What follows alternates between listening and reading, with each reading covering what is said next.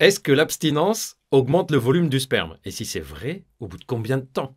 Et y aurait-il pas d'autre chose à faire pour augmenter le volume du sperme? Prendre du zinc par exemple? Ou l'abstinence serait plus efficace? Allez, on voit tout ça ensemble. Bonjour tout le monde, bienvenue dans cette nouvelle vidéo, bienvenue sur Charles.co, votre chaîne YouTube sur laquelle vous trouvez des sujets de santé de toutes sortes. Aujourd'hui, on va parler de comment on peut augmenter le volume du sperme et surtout, est-ce que l'abstinence peut réellement augmenter le volume du sperme? Et si oui, quel type d'abstinence? Et comment la pratiquer? Et est-ce qu'il n'y a pas d'autre chose tout aussi efficace, peut-être plus efficace pour améliorer le volume du sperme? Et d'ailleurs, on verra aussi ensemble pourquoi l'améliorer. Avant de commencer, permettez-moi de vous rappeler que Charles.co, ce n'est pas seulement une chaîne YouTube, c'est aussi un site de téléconsultation sur lequel vous pouvez consulter des médecins spécialisés dans leur domaine, comme par exemple dans le domaine de la médecine sexuelle, si vous avez des problèmes d'érection, problèmes d'éjaculation rapide, suspicion d'andropause, etc. D'ailleurs, à votre avis, est-ce que l'andropause peut donner une diminution du volume du sperme? On en parlera dans la vidéo. Bref, si vous avez des problèmes sexuels, vous pouvez aller sur le site, vous choisissez le type de problème sexuel pour lequel vous souhaitez consulter. Lors de la consultation, le médecin vous donnera des conseils, vous expliquera quelle est la cause dans votre cas, vous dira s'il faut des examens, vous les prescrira, s'il faut des traitements, vous les prescrira. Bref,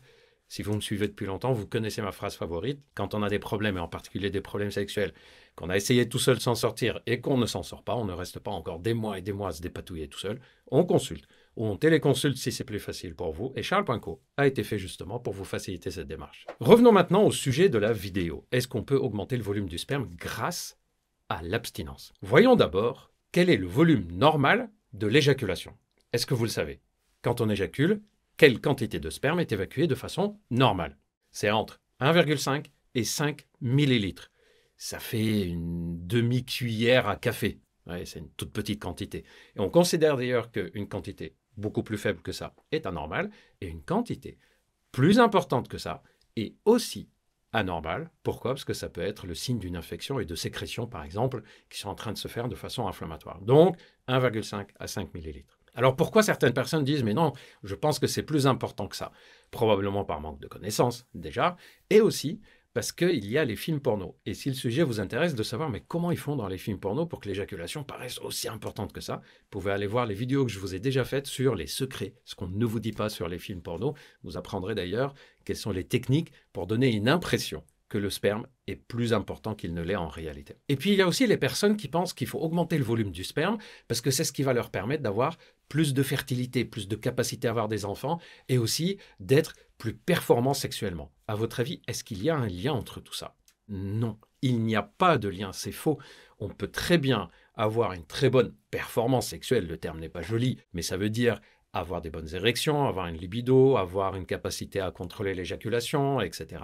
Et en même temps, avoir un volume de sperme qu'on éjacule qui est de petite quantité ou faible, aux alentours de 1,5 millilitres ou 2 millilitres. D'ailleurs, si le sujet pour savoir comment on fait pour retarder l'éjaculation vous intéresse, vous pouvez aller voir les vidéos que je vous ai déjà faites là-dessus. Et pour ce qui est de la fertilité, en fait, ce qui est important, ce n'est pas le sperme en lui-même, c'est les spermatozoïdes qu'il contient. Je vous en ai parlé dans la vidéo où je vous ai expliqué ce qu'on ne vous dit pas sur le sperme. Et dans ces vidéos, je vous ai expliqué qu'il y a deux choses. Et je vous les rappelle tout de suite. Le sperme est fabriqué par la prostate, qui est située ici, avec en particulier la vésicule séminale, qui va fabriquer le liquide. Mais le sperme en lui-même, ce n'est pas ce qui donne la reproduction. Ce sont les spermatozoïdes qui sont dedans. Or, les spermatozoïdes sont fabriqués par les testicules, c'est microscopique, et ensuite ils vont faire tout ce trajet pour venir se mélanger dans la prostate au liquide qui a été fabriqué ici, et ensuite le tout est évacué. On peut donc avoir un volume de sperme important, mais sans avoir de spermatozoïdes dedans, et donc ne pas avoir de capacité à avoir des enfants. Comme on peut avoir un volume de sperme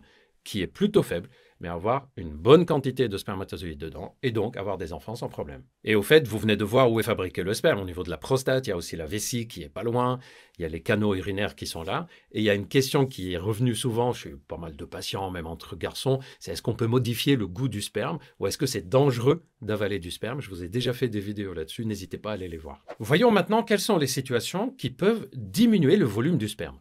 Tout d'abord, l'âge. On sait qu'avec l'âge, la prostate dont je viens de vous parler va travailler moins bien, elle va être un peu plus sclérosée, surtout si vous avez eu une vie avec un mode de vie qui est surtout chez les personnes qui ont eu du tabac, qui n'ont pas fait de sport, qui ont pris du poids, accumulé de l'obésité, etc., la prostate va vieillir plus vite. Deuxième raison, c'est des raisons génétiques, c'est-à-dire il y a des personnes qui ont une vésicule séminale qui travaille de façon plus importante ou un volume plus important, donc elle va fabriquer plus de sperme. Il y a aussi des raisons un peu plus médicales, c'est-à-dire quand on a un changement important, on est passé d'un volume de sperme qui était correct et brutalement, on passe à un volume de sperme qui est absent. On va chercher des anomalies, par exemple des séquelles de prostatite, une infection qui est survenue dans la prostate. Ça peut être une chute d'hormones, de testostérone. Et là, attention, le fait de reprendre la testostérone n'augmentera pas du tout le volume du sperme.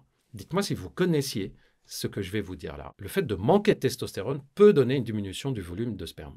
Mais le fait de prendre de la testostérone diminue encore plus la fabrication de sperme. Pourquoi? Parce que les testicules vont se mettre au repos, diminuent même un tout petit peu de volume. Donc, on va déjà avoir moins de spermatozoïdes et moins de capacité à avoir des enfants. C'est pour ça qu'on ne fait pas ce traitement chez quelqu'un qui a un projet d'avoir des enfants à court ou moyen terme. Et même à long terme, il faut faire une préservation du sperme et des spermatozoïdes avant. Et la prostate ne va pas travailler plus parce qu'on l'a chargée de testostérone. Donc, si on a un taux de testostérone qui est limite ou une diminution de testostérone, c'est plus intéressant de faire les méthodes naturelles. Je vous ai parlé dans des vidéos comment on peut faire pour booster naturellement notre testostérone et réserver le traitement par testostérone aux situations où elles sont médicalement indiquées. Il y a aussi d'autres situations médicales comme le diabète par exemple, sclérose en plaques, d'autres maladies neurologiques ou d'autres neuropathies qui vont faire de sorte que le sperme va repartir dans la vessie et une petite partie seulement sera évacuée et donc on aura l'impression qu'on ne fabrique pas assez de sperme.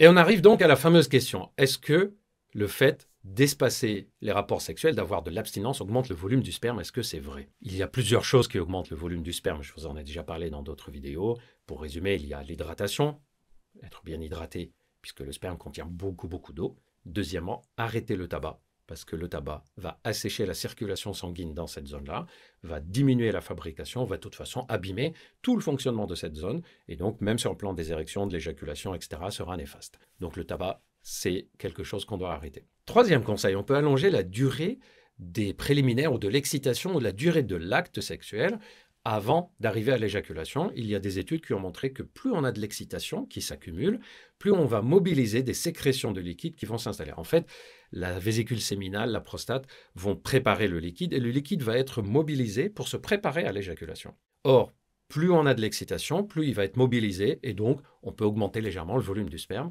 en ayant des excitations plus importantes et plus prolongées pendant les rapports sexuels. Je vous conseille aussi d'augmenter la force de l'éjaculation en travaillant les muscles du périnée. Je vous en ai parlé dans les vidéos sur les techniques pour améliorer la qualité de l'érection. Ça marche aussi pour améliorer la qualité de l'éjaculation et la force avec laquelle on a une éjaculation. Et l'abstinence alors? En fait, c'est de la logique. Mécaniquement, plus on éjacule, moins la prostate et la vésicule séminale ont le temps de refabriquer d'autres liquides et de refabriquer du sperme.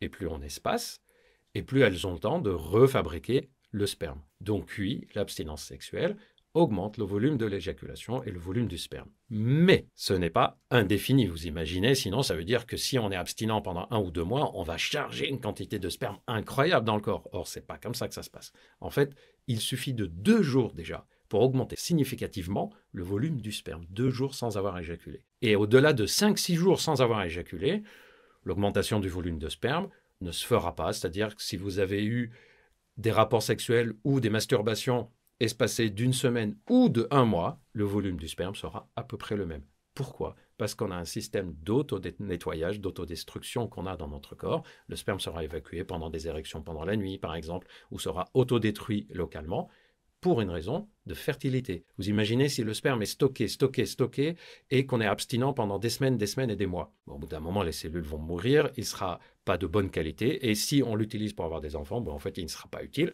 puisqu'il sera de mauvaise qualité. D'où l'importance de le renouveler. On parle de l'intérêt d'avoir du sperme frais. Sperme frais, ça veut dire entre 2 et 5 jours. D'ailleurs, les personnes qui ont déjà eu des spermogrammes savent qu'on leur demande de ne pas éjaculer dans les 2 à 5 jours avant l'examen.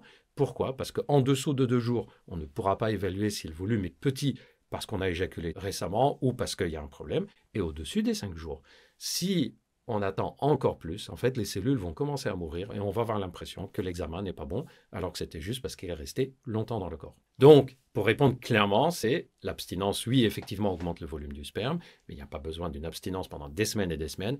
quelques jours sont largement suffisants pour refabriquer la quantité de sperme. Vous me dites dans les commentaires si vous connaissiez ces détails-là sur l'abstinence. Et il reste un dernier détail. À votre avis, est-ce que les femmes accordent une importance au volume du sperme? 13% seulement des femmes dans les études disent que pour elles, c'est le signe qu'il y avait une bonne excitation. Donc pour la plupart des femmes, le volume du sperme n'intervient pas vraiment dans leur plaisir, dans leur excitation. Donc aucun intérêt à aller augmenter le volume du sperme en espérant que ça va augmenter le plaisir de la personne en face. Voilà, j'espère que cette vidéo vous a plu, que vous avez appris des choses. N'hésitez pas à me dire dans les commentaires ce que vous en pensez, si vous avez déjà remarqué tous ces changements sur vous, si vous avez déjà pratiqué l'abstinence, vous avez vu la différence au bout de quelques jours, etc.